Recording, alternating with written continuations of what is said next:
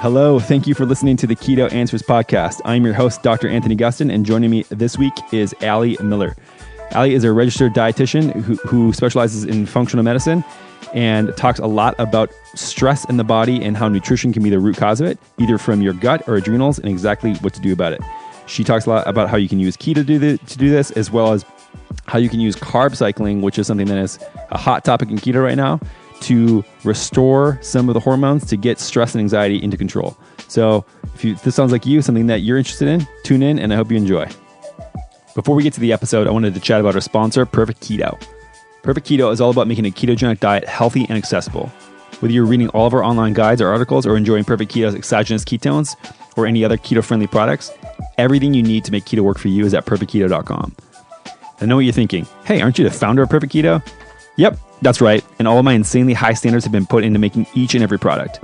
My background as a functional medicine clinician helps me craft the cleanest and healthiest possible products and the best information about a ketogenic diet. Head on over to perfectketo.com to learn anything you need to know about the ketogenic diet. And if you've never tried any of our products before, feel free to use the code KETOPODCAST for 20% off your first order. With that being said, let's get into the show. Allie, thank you so much for coming on the show today. Hey, I'm pumped to be here and talk about all the things. So, yeah, you are a pro so you just had a book come out about anti-anxiety diet. Is this right? This is correct. It's my second book, and it's a book, whereas my first book was a cookbook, Naturally Nourished. Right. So I've actually had a couple people in the last few months that are really close to me who have said that they have been battling a lot with anxiety and depression. It's something that I have actually struggled with in the past as well, just because of how much I usually put on my plate. I think that switching up my nutrition and really taking care of a lot of stuff for me as far as meditation and working out and things like that. But a lot of people don't realize that nutrition plays a huge role in this. How did you figure that out from the beginning? It took me a lot of tinkering personally. So, I practice functional integrative medicine, and I've been in clinic for just over 10 years now. And I'm always looking at each individual. I want to pause you right there. And so a lot of people don't know really what that means. Can you just give people a brief intro on that term so they can get some clarity? So functional medicine is within the scope of integrative medicine. And essentially, most functional practitioners will have some form of, they should have some formal educational background, whether this is a chiropractor, a physician, a registered dietitian, or a nurse or nurse practitioner, and then some worlds in between. But essentially what a functional medicine practitioner does is they look at the human body and the function of the body. And so when they're working with a client to regulate symptoms of dysfunction, they always work to resolve from the root cause. So we look at individuals, or at least I do in practice, as kind of the detective of their body, trying to understand within their story how they got where they present to me and how I can help to empower them to resolve the cause that drove the dysfunction in the first place. Perfect. That's a really good encapsulation. So, there's classic or allopathic is the fancy word for conventional medicine. And there's a lot of labs and a lot of people I call zebras in the most lovingly way. I work with a lot of zebras where their doctors tell them, everything's fine. They go in for a doctor's appointment. The doctor runs like a comp, which is a comprehensive metabolic panel. It sounds comprehensive, but it just looks at a snapshot of electrolytes and kidney function, or, they ask about their thyroid and they just get TSH. With functional medicine, we're looking at a lot more of advanced diagnostics. And so I run things like stool testing. I look at micronutrient assessments. I look at salivary assessments. So the saliva to look at hormones as far as sexual hormones and cortisol. And so, regardless of entry point, I've realized in these 10 years that whether I'm treating leaky gut or whether I'm treating depression or whether I'm treating autoimmune disease, that if we don't manage our stress, if we don't manage that fight or flight HPA axis of the body, and we're under an imbalanced state, some people like to call it anxiety. Some people are uncomfortable with the term. But regardless, if we're overstressed and we're not supporting that system, that we're going to have kind of a whack-a-mole game of different symptoms that keep popping up in the body. So I find anxiety truly to be the Achilles heel in chronic illness. And so You mentioned a lot of these different things that could pop up that are wrong with the actual body. What are the main causes that you see over time that are contributing to this kind of from a biological level? To anxiety? Correct. So one of the big ones is inflammation, and that's often overlooked. So we see in research that elevated C-reactive protein, which is a blood marker of inflammation, it does trend with depression and anxiety. And one of the theories behind that is that inflammatory chemicals in our bloodstream actually cross the blood-brain barrier. So these are things like interleukins and cytokines and geeky science terms of inflammation, basically. And the chemical warfare of inflammation crosses into our brain through that blood-brain barrier. And that interferes with how our neurotransmitters or our brain chemicals fire, as well as how they dock and communicate on the synapses. So inflammation as a base can be a driver of anxiety for sure. And then that ties back to pro-inflammatory foods in the diet that we have to remove, as well as the state of the gut and really repairing gut integrity so that we aren't having larger than desirable food particles leach into the bloodstream. And that puts the immune system in this havoc pro-inflammatory mode as well. Wait, so you're saying that if we eat shitty food, that'll make us sad and anxious and depressed? Totally. And I mean, not only is it like a vicious cycle of like the guilt, shame, of like, there's an addiction thing. And it's interesting, a lot of us think of like food coma and we do get dopamine expression from like chocolate cake and things like that, right? Like the classic, like potato chips, salty, sweet, fat, in combination, that does elevate dopamine. But the interesting thing is that robs our dopamine. We don't get repleted dopamine unless we're having a good balance of amino acids and B vitamins. And so that's seen more in like a paleo or ketogenic diet. And that's kind of the premise of my book, is really stripping away those refined carbs so we're not in that guilt, shame, vicious cycle of that addictive tendency for mood chasing, if you will. Right. And because usually what we talk about is ketogenic diet on this show, I try to sneak in almost every single episode that food quality and food, where you get your food is really important, and that you just can't play the chasing ketone game where you're eating these really processed, highly refined foods, but your ketone levels are above 1.5, so everything's golden. And so I love having people on like you, where you understand the whole picture. You have a really great understanding of biology, and there's no way to do this dirty keto, so to speak. Absolutely. And, of the 5 pro-inflammatory foods that I remove, some of them are still absolutely. So sugar should not be consumed in a ketogenic diet. Obviously, that would kick us out of keto. But dairy is one that I isolate as something to remove, as well as soy, which many people still do in a keto diet. And also corn and gluten can come in their byproducts. I see MCT oil powder out there that has dextrin and corn derivatives. So, it's about clean single ingredients and the balance of abundance of the therapeutics, as well as the restriction of the pro-inflammatory compounds that do our body harm.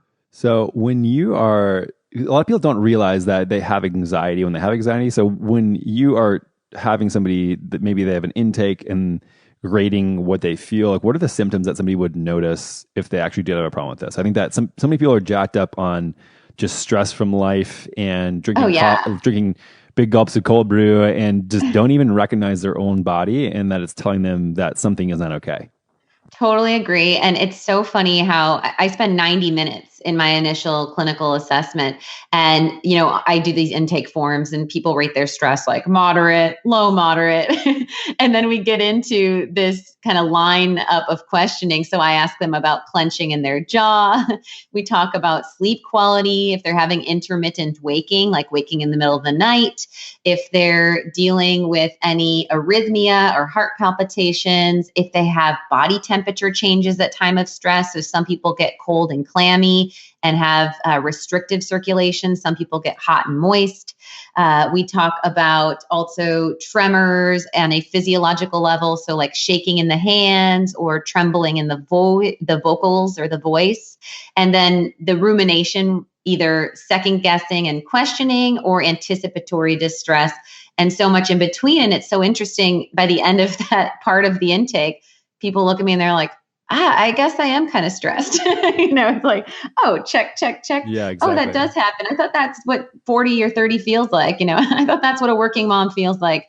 And I think it's so important that on a society level, with the advancements in technology, it is expected that we just go, go, go and burn and wear many hats and juggle all of the balls.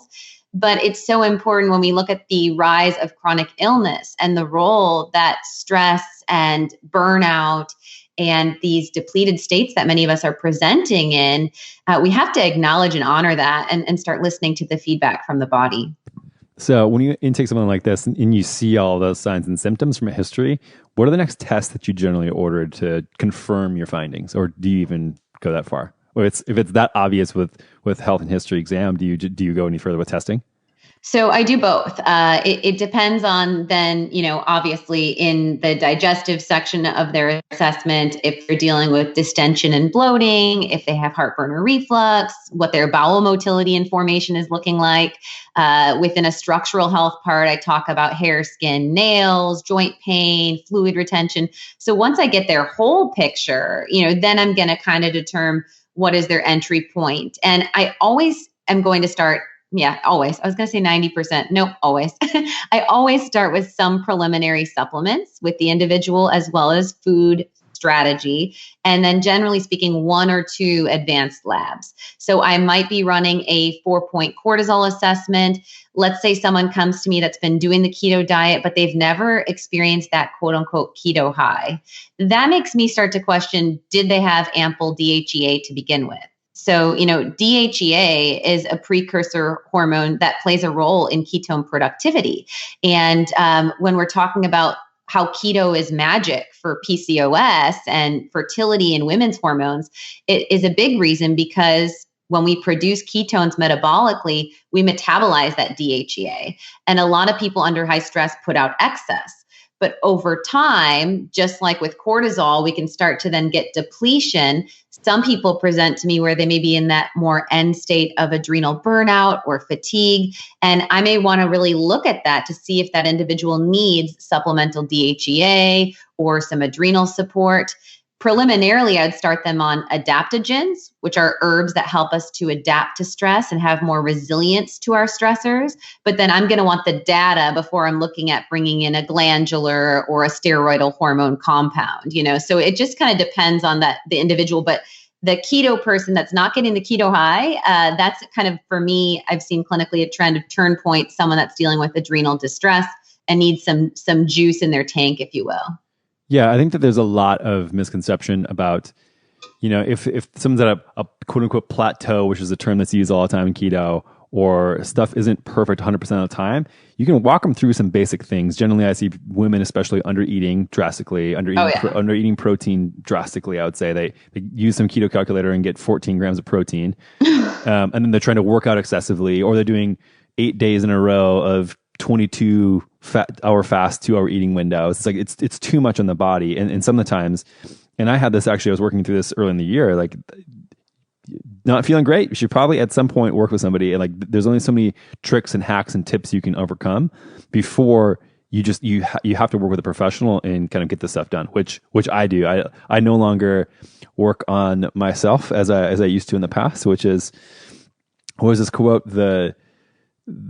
The dumbest doctor is the one who has himself as a patient, or something like this. I like that. Yeah, and I was guilty of that for a while. So now I work with other people to help point out what's wrong with me, and I've had to go through that this year as well. And so it's not an uncommon thing, and sometimes people, it's very hard to find someone to work with for sure. But yeah, this is something that I have experience with as well. So let's say you test them and you're working through here, you get them around to supplements.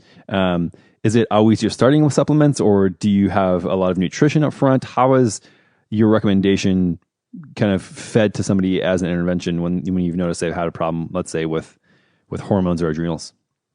So and I think you really hit the nail on the head, Anthony. That's what I call the trifecta of failure, especially in women. The over restrictor on a timeline wise, so the 1 meal a dayers, right, as well as the calorie restrictors, as well as the over caffeinated over caffeinators, I guess, is that a term? And the over exercisers. That is the like, and under sleepers, right? So I guess that's 5 things, but it's that just like, I think what happens is keto often gets the rap of over calorie restricting, and you can be in a therapeutic state of a high fat, moderate protein, low carbohydrate diet, making nutritional ketones and getting therapeutic benefits without going into over restrictive burnout mode. And that's then when we start to see thyroid distress. That's then when we start to see a lot of hypothalamic amenorrhea or women losing their cycle and such. It's when they lock and load and block too many doors, if you will. You have to figure out what you're going to let give.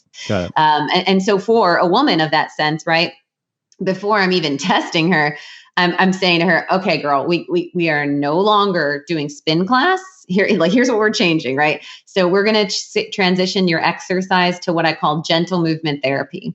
So this is something that we do with cadence. We have to move the body out of this reactive mode into a regulatory mode, because that's why your hormones are thrown off. Your hormones are thrown off because your body biologically says, this body's crazy. This body is not set to hold a child. We got to shut some things down, and so progesterone tanks down. And often at that time, we may experience also other hormonal imbalance symptoms like estrogen dominance or what have you.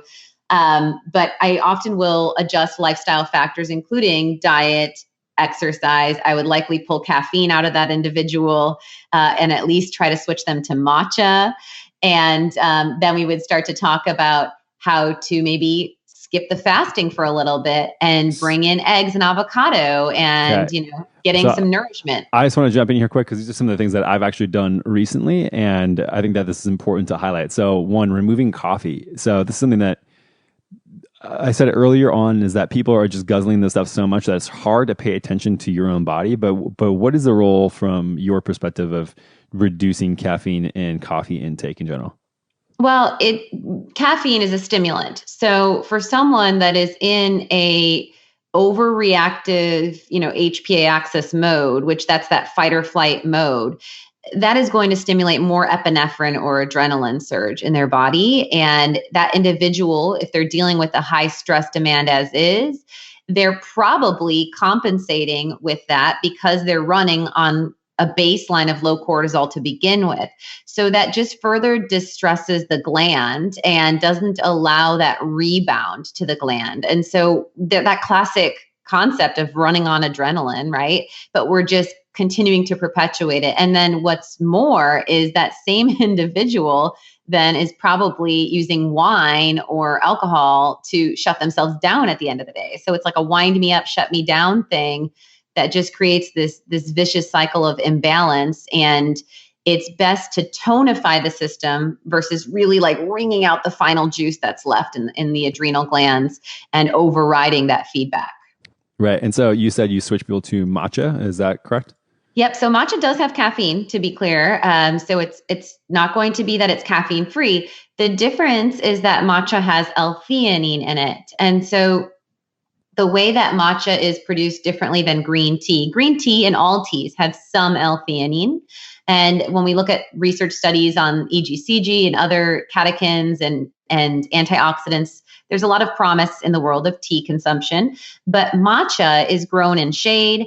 And by doing that and then grinding the whole leaf, we're going to get a significantly higher amount of L-theanine. And this is a amino acid derived compound that helps to modulate our neurotransmitters. So the cool thing about that is it doesn't drive like a one-stop shop.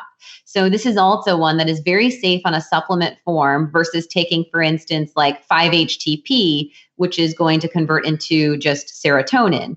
L-theanine helps to prevent excess while supporting deficiency through our neurotransmitters, and it supports our alpha brainwave activity. And our alpha brainwaves are what are elevated during meditation, during our REM cycles of sleep, during creative thought process and concentration and focus. And so it can give us that alertness, yet it also reduces the anxiety-prone stimulant activity that just caffeine on its own does. And, the other kind of player in the game that's coming into the table now is CBD as an add-on to coffee as well. What are your thoughts on CBD? So I know, I have to go to the next thing before going back on the L-theanine, but I just think it's an interesting, novel concept, and it's a similar mechanism or function. It doesn't work in the same way as L-theanine does on alpha brainwaves, but CBD supports GABA in the brain, and GABA is a neuroinhibitory kind of mellower out compound in our brain, and so that helps with anxiety and stress. And, the human system has endocannabinoid receptors that we're just starting to chisel, I think, the surface of understanding plant medicine in that world because of so much of the legal hoops and things to jump through. But there's very intriguing research on its neuroprotective support and also how it helps with neurogenesis. So really regenerating neurological tissue and function and anti-inflammatory mechanisms. So the idea of adding CBD to coffee in theory also would blunt that overexcitatory neurotransmitter action of just caffeine on its own. Right. One of the interesting things that people do is use it for sleep all the time. And I actually did a little experiment. So I used an Oura ring at night to track my sleep. And every single night that I tried using CBD, my sleep would look as if I drank an entire bottle of wine right before bed, which is bad. And so I don't know if I'm just a hyper responder to it, but yeah, I had terrible results in my sleep. So I would fall asleep quickly, but my actual depth of sleep and my REM sleep and every normal sleep marker that I typically have was absolute trash. That also happened if I had any THC, but I don't know if this is just I'm a hyper responder, because if I have even a tiniest amount of THC, like I get high as a kite and super paranoid and I feel terrible. And so it's insane how small of an amount will put me over the edge. And so I don't know if that's just not a plant for me or what it is, but we're all biochemically unique. That's my self-experimentation. And so, yeah, I haven't used it just at least before bed, just for that time. I know that the folks from Jumbo sent me a bunch of stuff when I had a really vicious ankle injury early in the year. And they sent me some stuff that actually helped a lot with pain reduction. Okay. But yeah, other than that, I haven't used it much otherwise. So interesting to see the application with coffee. Yeah. And another thing that you mentioned was putting in a breakfast. So people don't realize that fasting is great, but it's also a stress. It's a stress in the body to not have food to do stuff with. So can you just dig into that a little bit?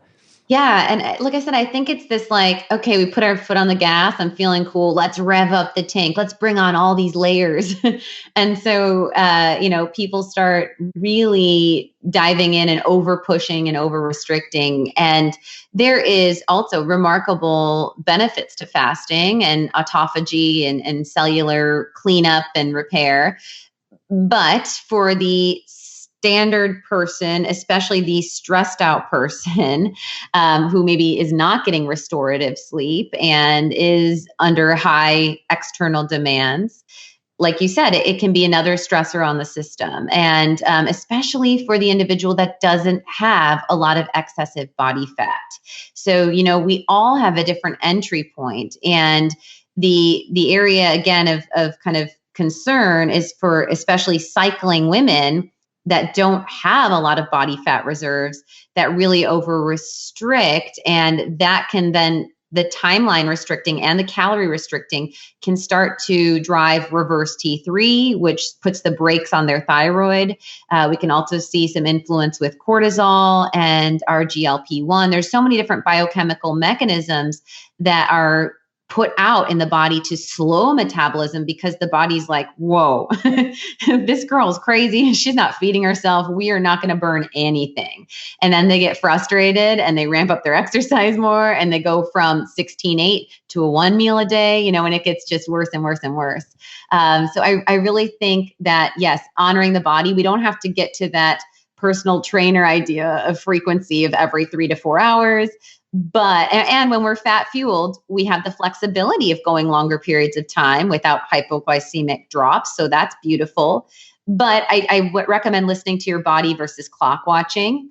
And I think that for many people, it works better for them to do like these bookends of eating, where they eat a nourishing breakfast, maybe like a 600 calorie breakfast of eggs, avocado, bacon, some vegetables in there. Maybe then in the midday, they do something light. And then in the evening, they have their heavy meal. I find personally that I feel really good doing that, especially when I'm in clinic and I'm seeing, 12 patients in a day.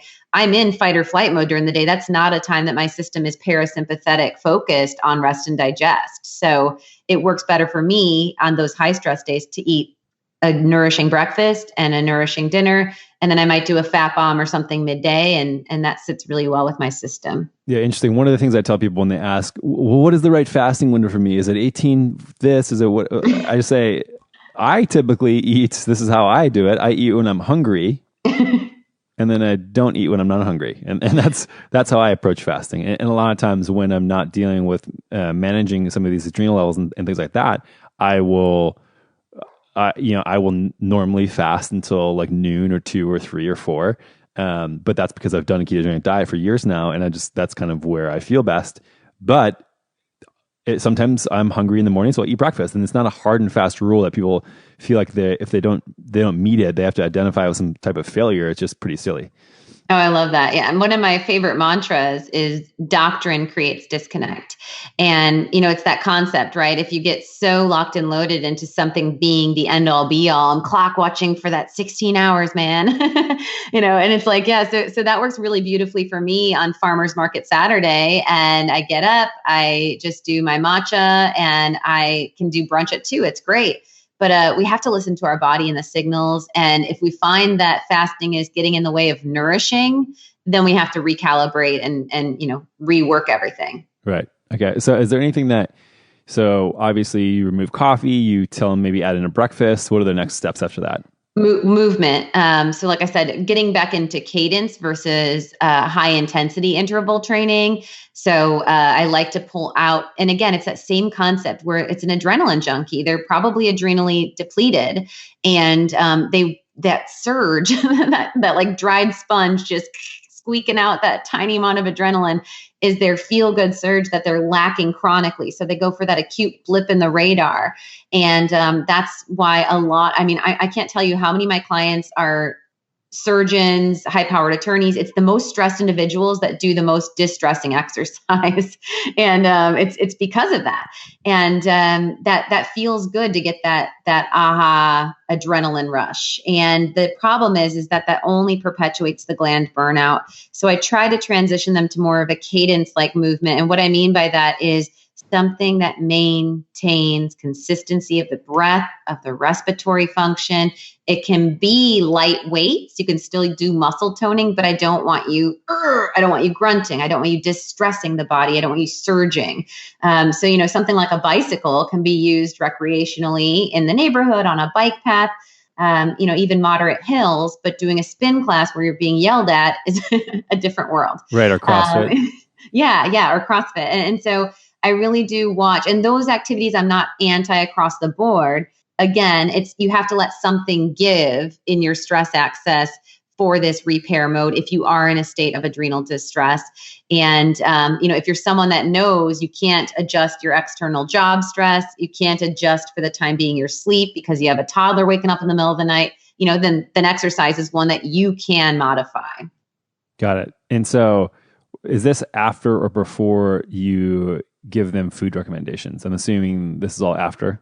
That's kind of all within the same, so as I'm ordering the labs, it's like, all right, let's shift this. Doon. I try to stick to 2 to 4 max recommendations. So, preliminarily, it depends on what kind of a diet they're coming to me on. And honestly, if it's someone with adrenal fatigue and this anxiety, stress, distress, is different than someone with microbiome driven stress distress, where I might feel that microbiome person, I can work deeper into food. I might do like a strategic probiotic challenge and play with fibers and see where their GI tract is at in response to that, looking for fermentation. But with the adrenal person, it sometimes is like the last thing I want to do is add more neuroses and stress. Right. Then I try to keep diet pretty simple. And, again, if they're coming to me already keto, I clean it up. I might give them some carb cycling if it's a woman that's lost her period. And I also am going to encourage high vitamin C rich foods because our highest storage of vitamin C is in that adrenal gland. So we talk about like zesting citrus peel. I have a lot of different like gummies that we do with gelatin, which also supports gut. I tend to see very low secretory IgA, which is a marker of gut integrity with the adrenal fatigue population. And so I often will also be working in gut restoration, like bone broth, gelatin, collagen, and then high dose vitamin C before I would put them on like an elimination diet where they have to worry about black pepper because that individual would just like poof, they would not do well. They would not have a good time with that type of a strict approach. And so you made a little bit of a distinction earlier about if it was gut mediated or adrenal mediated. Is there a quick way that somebody would be able to tell on themselves, or is it just only possible with an intake and testing? Well, so with my book, The Anti-Anxiety Diet, each entry point, so I break it down into removing inflammation, resetting the microbiome, repairing the gut lining, restoring micronutrients, where I speak to like mood stabilizing minerals and cofactors and builders for neurotransmitters. And then the last two R's are rebounding the adrenals and rebalancing the neurotransmitters. So in actually each chapter, I give you a quiz so that you can identify where is your strongest entry point. And then I give you resources for advanced labs. I give you preliminary supplement strategy and food as medicine solutions of which foods you want to focus on in abundance. So I try to enter you into my geeky science brain and that clinical space so that you can really determine if you're dealing with, for instance, like dermatological flares and GI bloating and distension, and it perpetuates throughout the day, and you also have some belching and bowel irregularity, then you're probably someone, that's going to be going in at an entry point from the microbiome. And if you're someone that's dealing with histamine reactivity, because cortisol is an antihistamine, so if you're dealing with seasonal allergies, if you're dealing with chronic inflammation and bodily aches, if you're dealing with sleep irregularities and energy slumps, then you're probably more of the adrenal person. But I give more detailed about 10 to 12 questions in each quiz. Got it. Yeah. I mean, this is one of the great things about the book is that it is kind of like a choose your own adventure of types. Yeah, for sure. Which is great. And then another thing that you touched on too that is kind of controversial in the whole keto world is the role of carb cycling and what happens there. So can you just touch on your opinion of it? And then I'll probably add in some of the stuff that I've dealt with.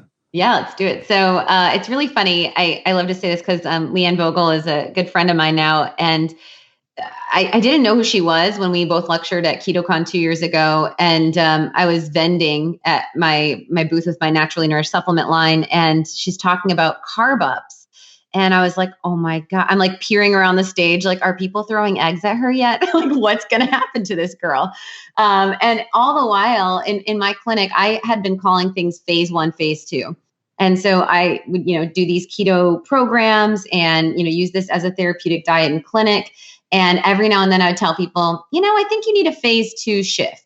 Or some people would lock and load in phase 1 and stay. And phase 2 for me is defined as a low glycemic, and I actually have my book in the same sense. So it's defined as a low glycemic diet, which is still dominant in fat, but less aggressive on a macronutrient distribution. So maybe somewhere around 60% of fat.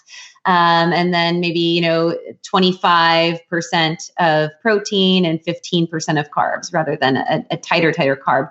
So carbs might look like in phase 2 in my book, 60 to 75 grams per day. And it's important to distinguish that because for many people, when they read about carb cycling or carb ups, and that's where I vary with other people that use this strategy. They're going upwards of 150 grams or just totally no rules, like just throw the baby out with the bathwater type thing of like, woohoo, eat your pizza. And so, mine's a low glycemic still. And what I generally do is 30 grams of carbs in the evening time. And I find that especially with anxiety, there tends to be some influence and it's controversial about thyroid hormone needing glucose and serotonin needing glucose. I don't believe that. And I believe that the important thing to understand is when you're using ketones, it's not all or nothing. Your glucose isn't at a zero. You still have glucose stores in the body. So I don't think that you need to carb cycle for your thyroid or necessarily for your mood. But what I do find is for women, especially menstruating women, that when their cycles start to shorten or when they start to have breakthrough bleeding, that inserting about 30 grams of carbs 5 days post-ovulation tends to help regulating and maintaining at a 28-day cycle.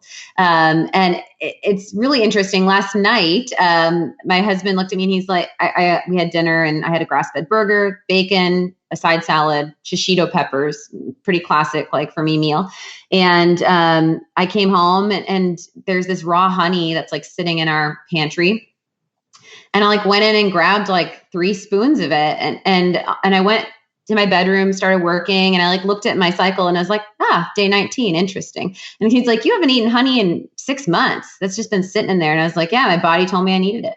And so it's just kind of interesting. And I find that post-ovulation is the time that it really helps. And I tie that back to the way that our ovaries work, and especially for someone with endometriosis or PCOS, that it helps to give the body a little bit of that support to maintain that length of the cycle. Got it. So this isn't like what I hear a lot of, and this is why when you said that earlier, I was a little bit, because what people typically do is every Saturday it's a free-for-all and they eat 300 grams of carbs and pizza in fries and shakes and stuff like that. And that's their carb up week over week, every Saturday or every Sunday or whatever day they can cram the most in. So that's, I mean, your approach seems way more sensible and way more rational. So yeah, thanks for clarifying that. And then what do you recommend as far as, I mean, do you put any men on any programs like this as far as? I have it, the other reason I have it there is for the sustainability factor. So some people like the freedom of, again, with this doctrine creates disconnect thing, and especially being mindful of anxiety prone population and rigidity and dichotomous thinking of all or nothing. For some people, having that ability of like, okay, so this is still supportive of, high fat, very low carb. This is likely not going to throw a dynamic slingshot of a blood sugar spike.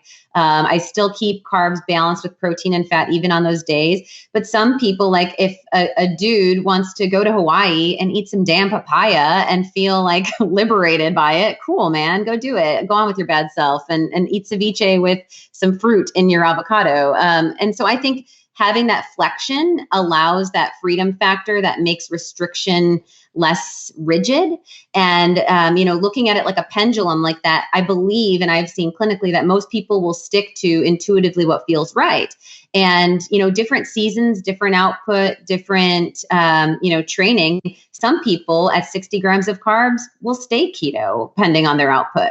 And so and this is like a dude, right? A big muscular dude. And so it just really depends. But generally speaking, it's for women that are of an ideal body weight. And I emphasize that if you are overweight, you likely do not need to carb cycle because you're still dealing with leptin resistance and getting that leptin sensitivity.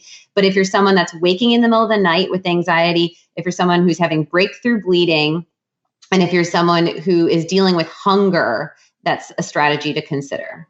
Got it. Yeah, that's amazing advice. And I think that, like you said, if you're somewhere and you want to eat real food stuff, then that's totally fine. And people, especially when I go out and like I buy plantains and somebody I know is there like, oh my God, what are you doing?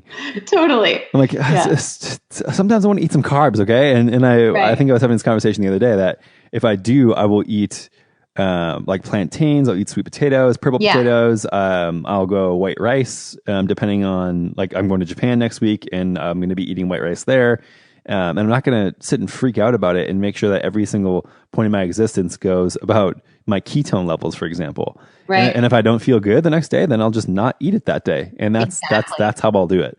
Feedback and right. And I think that's why I think having this like phase 2 versus just like a cliff jump, it still gives people that structure of not going, all the way high gear, like you said, pizza shakes, everything. It's like, okay, I can indulge in a starchy vegetable and get right back on track. And interestingly enough, I track my blood. Again, I do believe it's more about body feedback than the numbers, but I always track myself within 24 hours of a carb cycle. And I'm always at like a 1.2, 1.6, and my body's fat adapted. So when did you get into ketosis? Is that something that you've done for a while, or is that something that, as of recently with the whole trend popping, was it that you got into, or when did you start? So clinically, I actually have been using it clinically longer than personally. And I've been using it clinically since 2009. So pretty long term as a tool. And when I moved to Houston, so I went to a naturopathic college of medicine at Bastyr University.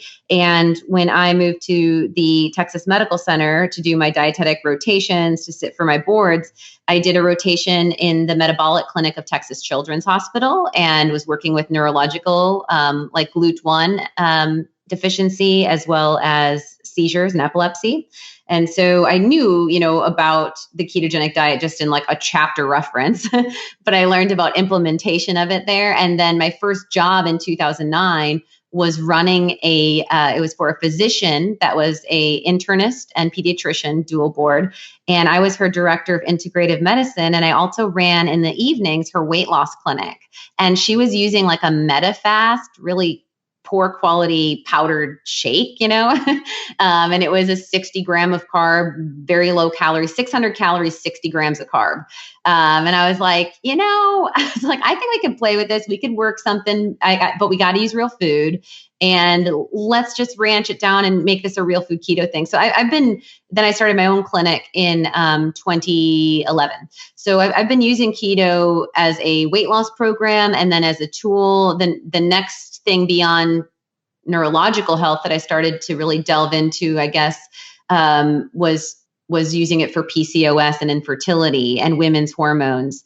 And I personally did it to help with my own fertility, and then went back to the ketogenic diet once I was 3 months into breastfeeding my daughter. So she's 2 now. So I've been pretty tight since then. Okay, good segue. Thank you for setting me up for the question of breastfeeding, pregnancy, et cetera, kids on keto, and your opinion on all of that. This is probably number 2 bucket of questions that I get, other than fasting and what breaks fasts. Yeah. So I guess I'll break them down and let me know if I override any. So breastfeeding, the first thing that I always say is you do not restrict anything, eat intuitively, eat clean. Do not restrict anything until your milk is established, obviously.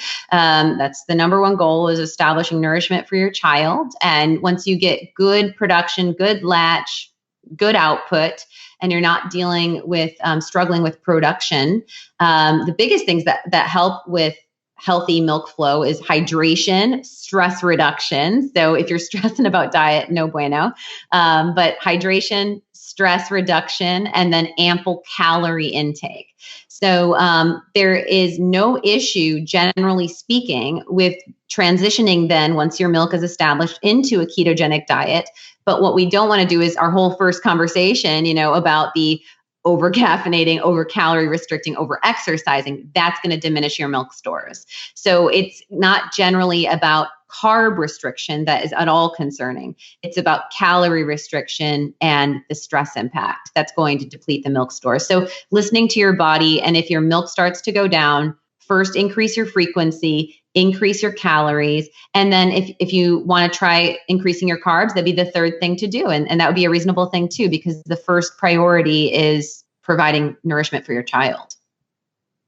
Yeah. I mean, I think that you hit on a lot of good points there, that also that just carbohydrates generally, people I think are scared of them not being in the breast milk, which is, I don't know where that comes from, but I think it's like whatever I'm eating is going directly to the baby, and there's no intermediate steps.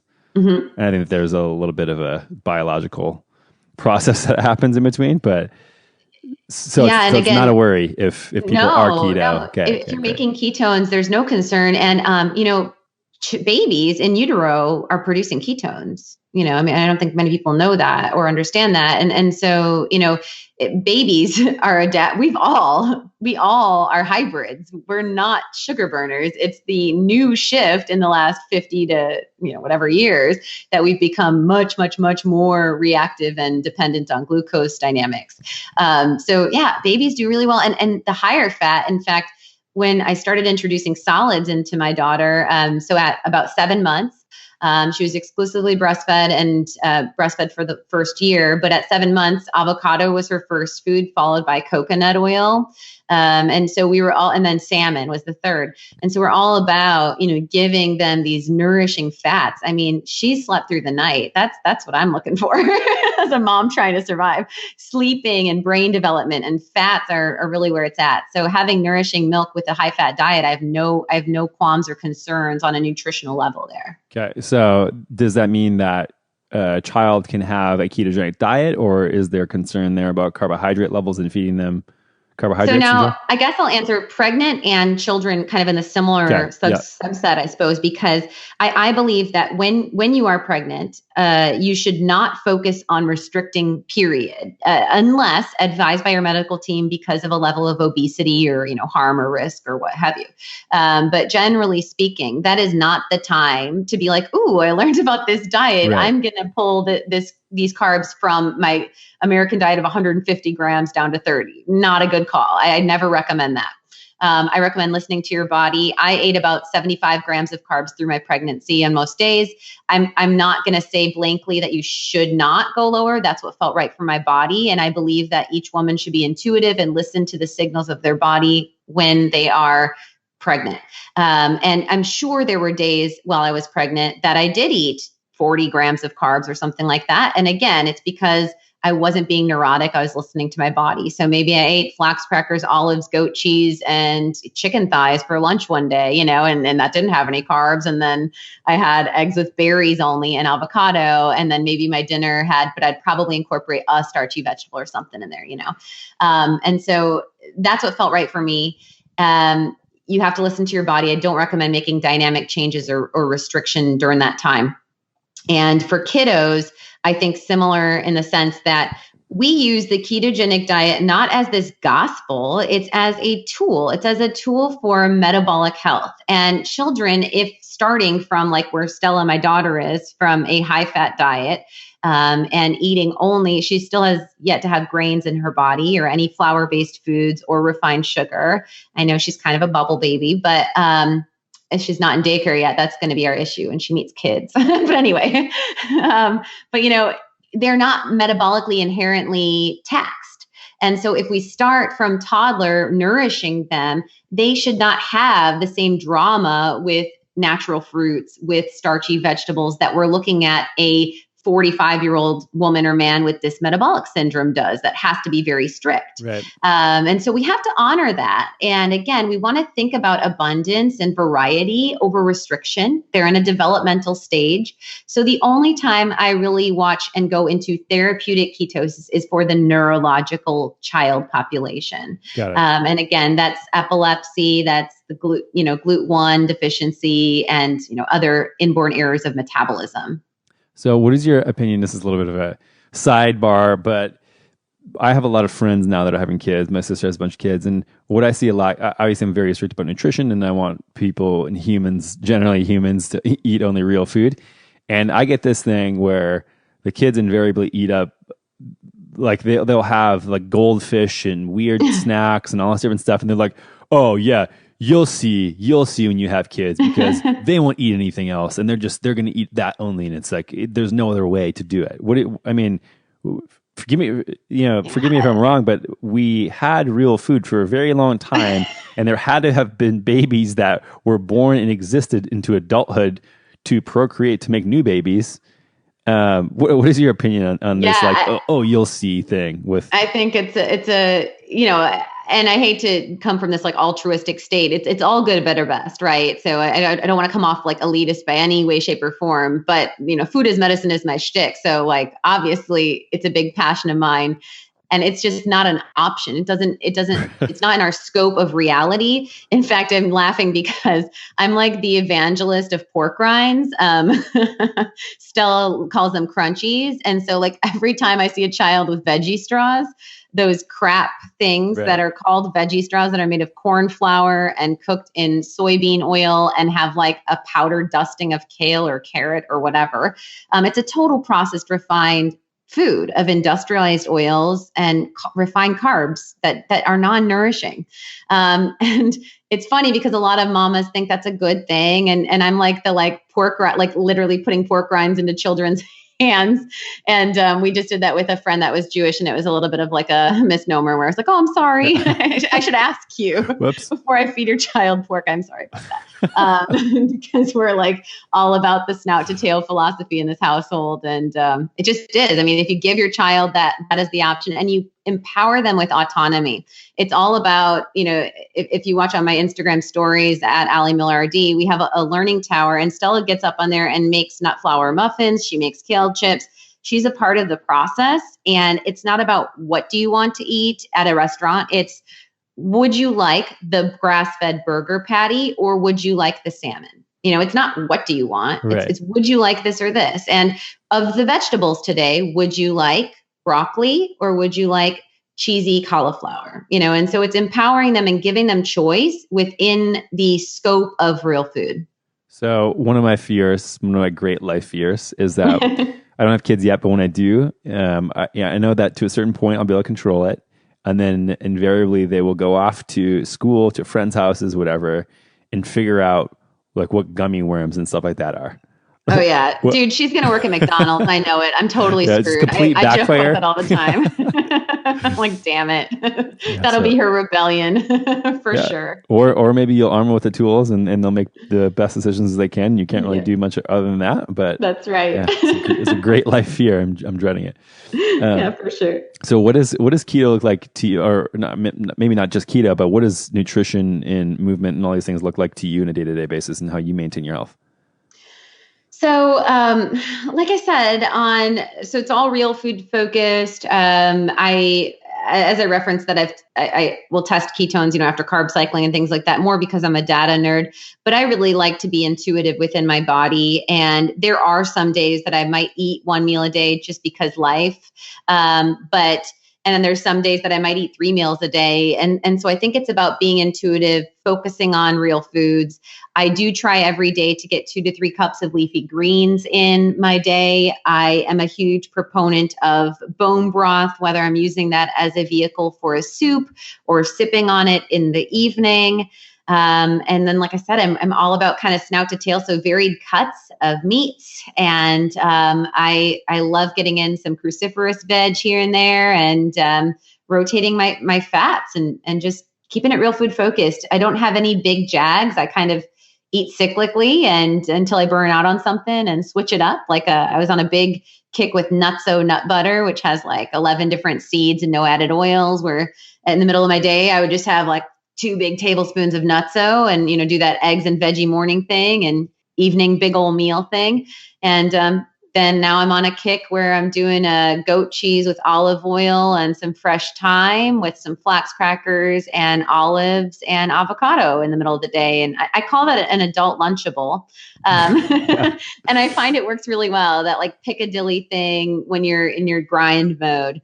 And then I have my larger bookend meal in the evening. And for movement, I'm just gentle movement, because with the book out, with my full-time clinic, with my momming and all the things, I live in Austin, and walking hills with the stroller is my best movement. And we get to talk to trees and connect, Stella and I.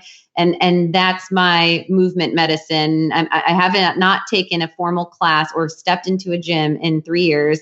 And I'm okay with that right now. I'm okay with that. Wait, you live in Austin? Yeah. I did not know that. I also live in Austin, so we could have just done this in person. We should have. Well, round 2, I think we'll have to meet up. Sounds good. Yeah, that's great. Well, I'm sure we could go on for days about this stuff. You are super knowledgeable, so thank you for coming on the show. But yeah, obviously you said the book. We should talk about the book a little bit more, and then your website, and maybe where people can reach out to you. Sure thing. So the book is called The Anti-Anxiety Diet, and you can purchase that on Amazon and Barnes & Noble and wherever books are sold. But you can also go over to my website, which is alimillerrd.com. That's ALIMILLERRD.com. And on there, I have my virtual programs and ebooks, as well as my 2 published books and my private supplement line, my podcast, blog, all of the things. And then on social media handles, I am at Ali Miller RD. Awesome. Thank you so much for coming on, Ali. It's my pleasure. All right, everyone. Thanks for listening to another episode of the Keto Answers podcast. I hope you enjoyed it, but even if you didn't, I would love a review. Just go over to iTunes, wherever you listen to your podcast, and pop in a review so we can get found by more people, get better guests, and have the information that you need. So please go to iTunes, wherever you listen to your podcast, and leave us a review. And if you're new to keto, head on over to perfectketo.com/podcast and enter your email for all our top tips and guides on getting started with the ketogenic diet. Thanks, and we'll see you next time.